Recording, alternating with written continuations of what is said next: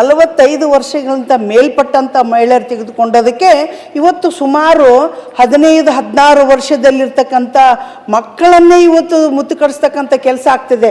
ಇವತ್ತು ನೋಡಿ, ಕೊಪ್ಪಳದಲ್ಲಿ ನನಗಿದು ಬಂದ ಪ್ರಕಾರ 130 ಜನ ಇದ್ದಾರೆ. ಇವೆಲ್ಲ ಕದ್ದು ಮುಚ್ಚಿ ಮಾಡ್ತಕ್ಕಂಥದ್ದು ಇದೆ. ಹೇಳ್ತೀನಿ, ಆಯ್ತು. ಇವೆಲ್ಲ ಏನಾಗ್ತಿದೆ ಅಂದರೆ, ಈ ಒಂದು ವಯಸ್ಸಿನ ಅಂತರ ಜಾಸ್ತಿ ಆಗಿದೆ.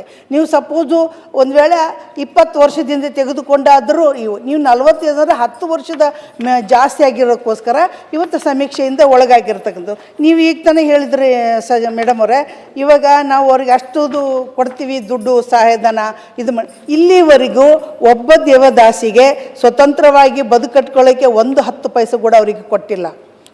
ಒಂದು. ಎರಡನೇದು ಏನಂದರೆ, ಅವರಿಗೆ ಪ್ರೋತ್ಸಾಹಧನ, ಯಾವ ಪ್ರೋತ್ಸಾಹಧನ ಇಲ್ಲ. ಅವರ ಮಕ್ಕಳು ಇವತ್ತು ಎಷ್ಟೊಂದು ಶೋಚನೀಯ ಪರಿಸ್ಥಿತಿ ಅಂದರೆ, ಹಾಸ್ಟೆಲ್ಗಳ ಸೌಲಭ್ಯ ಸಿಗಬೇಕಾಯ್ತು ಅಂತಂದರೆ ಭಾಳ ಕಷ್ಟಪಡ್ತಾ ಇದ್ದಾರೆ ಅವರು.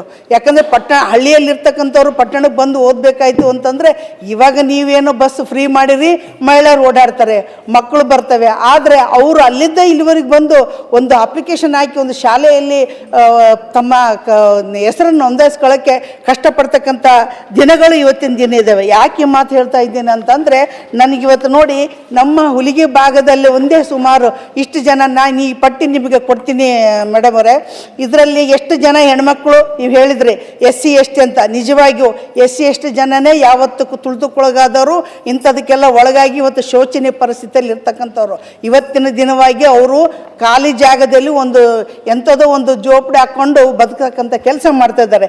ಇವತ್ತು ಅವರು ಜೀವಂತ ಇದ್ದಿರ್ತಕ್ಕಂಥ ಹೆಣ್ಮಕ್ಳದು ನಾನು ಈಗ ತಾನೇ ಬಂದಿರತಕ್ಕಂಥ ಪಟ್ಟಿ ನಾನು ಕೊಡ್ತೀನಿ. ಆಗ ನೋಡಿದರೆ ರಾಜ್ಯದಲ್ಲಿರ್ತಕ್ಕಂಥ ಮಹಿಳೆಯರು ಹಿಂದುಳಿದ ವರ್ಗದವರಲ್ಲಿ ಇರ್ತಕ್ಕಂಥದ್ದು ಇವತ್ತು ರಾಯಚೂರು ಆಗಿರ್ಬೋದು, ಕೊಪ್ಪಳ ಆಗಿರ್ಬೋದು, ಸೌದತ್ತಿ ಆಗಿರ್ಬೋದು, ಎಲ್ಲಿ ಹಿಂದುಳಿದ ವರ್ಗದ ಹೆಣ್ಮಕ್ಳು ಜನಗಳು ಜಾತ್ರೆ ಮಾಡ್ತಾರೆ, ಅಲ್ಲೆಲ್ಲರೂ ಇವು ಸಹಜವಾಗಿ ಸಿಗ್ತಾರೆ. ನಿಜವಾಗ್ಲೂ ಹೇಳಬೇಕಂದ್ರೆ, ಇವರ ಬಗ್ಗೆ ಒಂದು ಕಾಲಕ್ಕೆ ವೈಭವಪೂರಿತವಾದ ಜೀವನ ಇತ್ತು. ಒಬ್ಬ ವ್ಯಕ್ತಿಯಿಂದ ತಾವು ಆ ರೀತಿ ಆದರೆ ಅವರಿಗೊಂದು ಬದುಕಲಿಕ್ಕೆ ಒಂದಿಷ್ಟು ಜಮೀನು ಮನೆಯನ್ನು ಕೊಡ್ತಿದ್ರು, ಅವ್ರಿಗೆ ಮರ್ಯಾದೆ ಇರ್ತಿತ್ತು.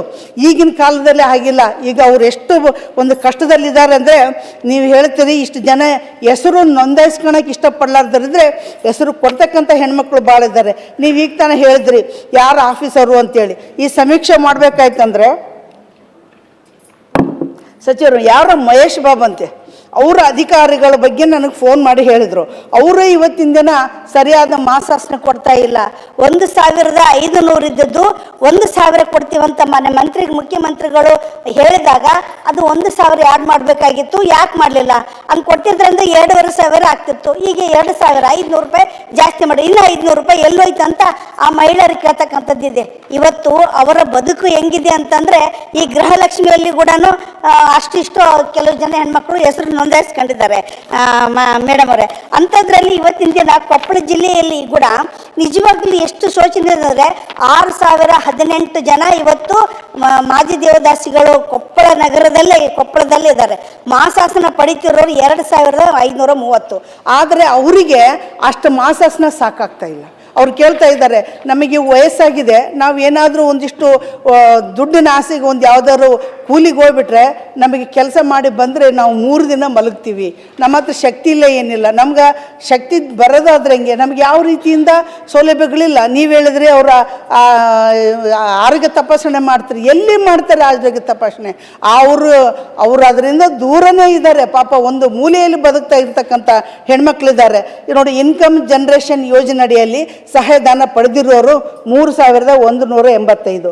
ವಿವಿಧ ವಸತಿ ಯೋಜನೆಗಳಲ್ಲಿ ವಸತಿ ಪಡೆದಿರೋರು 3,664. ಸರ್ ಸಭಾಪತಿಗಳು, ಇದು ಕೊಪ್ಪಳದ ತಾಲೂಕಿಂದು ಒಂದೇ ನಾನು ಸಮೀಕ್ಷೆ ಹೇಳ್ತಿದ್ದೀನಿ, ಇಡೀ ರಾಜ್ಯದ್ದು ಇದಕ್ಕೆ ಹೋಗ್ತಾ ಇಲ್ಲ ನಾನು.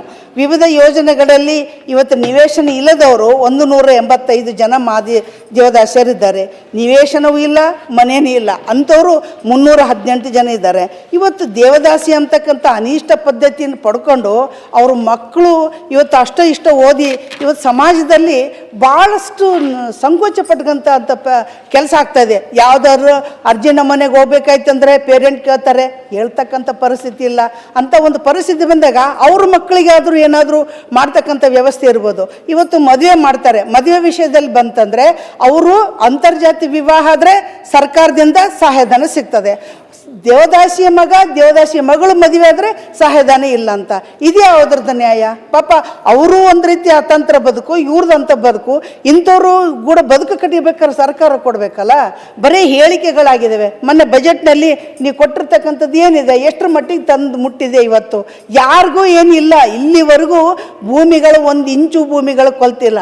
ಕೆಲವೊಂದು ಭಾಗದಲ್ಲಿ ಯಾವುದೋ ಒಂದು ಕಾಲಕ್ಕೆ 1 2 ಎಕರೆ 3 ಎಕರೆ ಕೊಟ್ಟಿರೋ ಉದಾಹರಣೆಗಳನ್ನು ಹೇಳ್ತೀರಿ.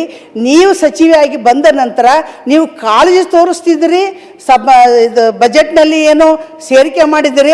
ಆದರೆ ಇವತ್ತುವರೆಗೂ ಒಬ್ಬ ದೇವದಾಸಿಗೆ 10 ರೂಪಾಯಿ ಸಹಾಯಧನ ಆಗಿಲ್ಲ. ತಮ್ಮ ಅನಿಸಿಕೆ ಹೇಳ್ರಿ ಮೇಡಮ್.